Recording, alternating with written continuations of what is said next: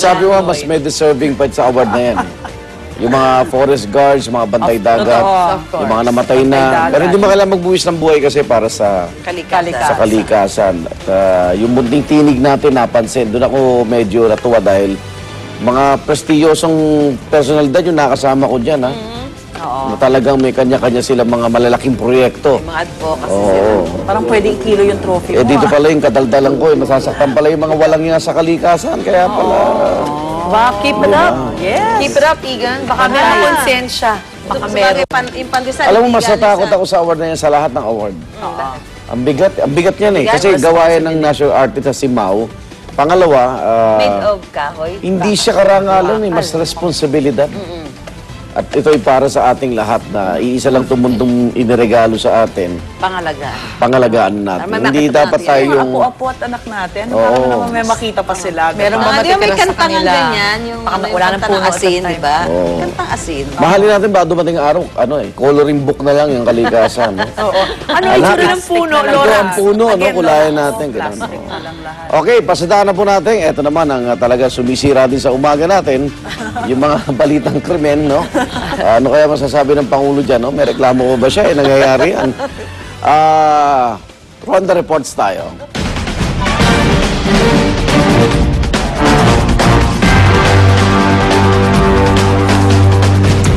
Patay po ang mag-asawang Taiwanese matapos looban ng kanilang tindahan sa Caloocan City kagabi. Ang suspect patay rin matapos makipagbarilan umano sa mga pulis. Yan ang Ronda report ni Salima Refran. Salima. Igan patay ang mag-asawang Taiwanese matapos pasukin ng umano yung magnanakaw ang kanilang mini-mart sa bagong silang sa Caloocan kagabi. Ang suspect napatay na makaengkwentro mga rumesponding pulis. Alas 7:30 raw ng gabi nang magkunwaring customer ang suspect sa mini-mart habang ito ay magsasara na. Pagpasok daw sa loob ng suspect, saka ito nagdeklara ng hold-up. Maswerte namang naikandado pa ng katiwala sa loob ng mini-mart ang hold-upper at nakahingi ng tulong. Ang problema, nasa itaas ng mini-mart ang mag-asawang Taiwanese na may-ari at ang kanilang 2 taong gulang na anak. Ayon sa pulisya, tinangka pangaraw ng suspect na i-hostage ang batang anak ng may-ari. Pero nagpumiglas ito at nakatakas. Pero sa kasamaang palad, patay na ng abutan nila sa 2 at 3 palapag ng gusali ang mga magulang ng bata. Nakilala mag-asawa na sina Andrew Lim at Chen Shei-yu. Pinagsasaklat daw si Lim habang minartilyo naman sa ulo si Chen. Na-recover sa hold-upper ang isang kalibre 38 na baril, isang kutsilyo, isang martilyo at isang gunting. Nakuha rin sa hold-upper tinatayang 16,000 pisong kita na mini-mart at ang mga electronic gadgets ng mag-asawa. Pinag-aaralan ng pulisya kung may kasabwat ang suspect. Sisilipin daw nila ang CCTV kahit na tila tinanggal ito ng hold-upper. Ang batang lalaki naman nasa kustodiyan na ng pulisya. Igan? Maraming salamat sa Salima Refran. Isang comedy bar naman sa Quezon City, pinasok din na magnanakaw. Ang krimen, huling-huli sa CCTV. Yan ang Ronda report ni Micaela Papa. Mika. Igan, kuhang-kuha sa CCTV ang panluloob ng isang lalaki sa isang comedy bar sa Tomas Mototo alas 6 ng umaga kahapon. Sa video, kitang-kita kung paano pinasok ng suspect ang bar at agad dumiretso sa may cashier, kung saan kinuha nito ang isang laptop. Tinangkarin nitong buksan ng cash register sa pamamagitan ng gunting, ngunit sumuko rin at tahimik na umiskapo. Dahil mataas ang kalidad ng video at kita ang mukha ng suspect, tiwala ang pulis na kaunting panahon na lang ay mahuhuli na nila ang magnanakaw. Yan ang Ronda report mula sa Quezon City. Balik sa Igan. Okay, diretso lang natin muna video para... Thank you, Mika. Ayun, pinipili niya bubuksan yung kahera. Ayan, di mo nakita may CCTV. Yun, kita-kita yung mukha mo. Niya, Oo, kung empleyado siya dyan sa comedy bar. Sige. Kailangan ganyan, i-post, i-freeze at i-post yung face. Siguro kung nanonood siya ngayon, napabagsak na sa sahig yan. May bigote. Nakakuha yata laptop, no? Okay, salamat sa CCTV.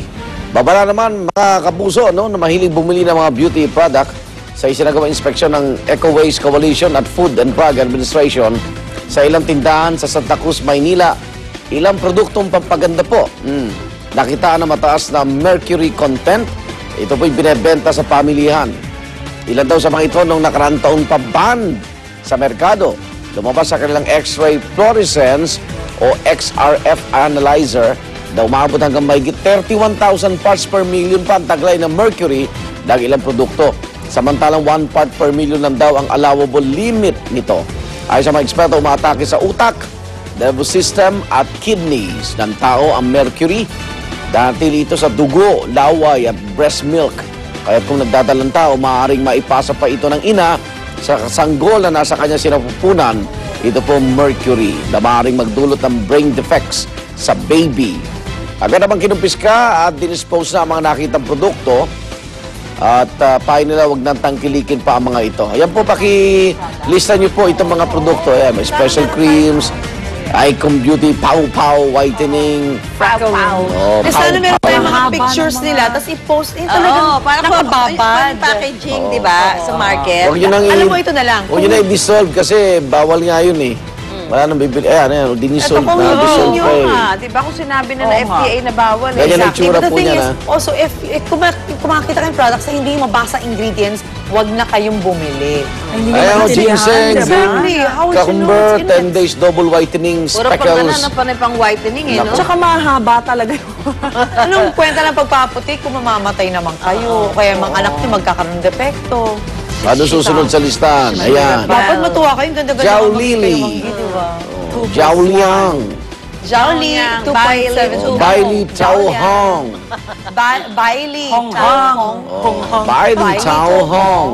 Pag binili mo nga yan, di mo nga naiintindihan Icon. yung Icon Beauty, Pow Pow, Beauty, Pow Pow. Special Creams. special creams. Lynching, ano masasabi mo? Mura ba yun? Mura ba yun? Sikreto sa magandang balat. Baka mura Maganda yun. balat, huwag kayo mag-makeup at nag-workout kayo. Yun lang, di ba? Tsaka pag natutulog kayo. Oo, kasi na make-up. Tsaka kung matuwa na kayo sa balat, okay na yan. Yeah. Di ba? Ayun Do you ang need to be paputihin pa. white? Whitening. Basta Delikado pantay. pa yan. Yung mapuputi nga Baka sa maging Dalmatian pa Europa yun. at Amerika.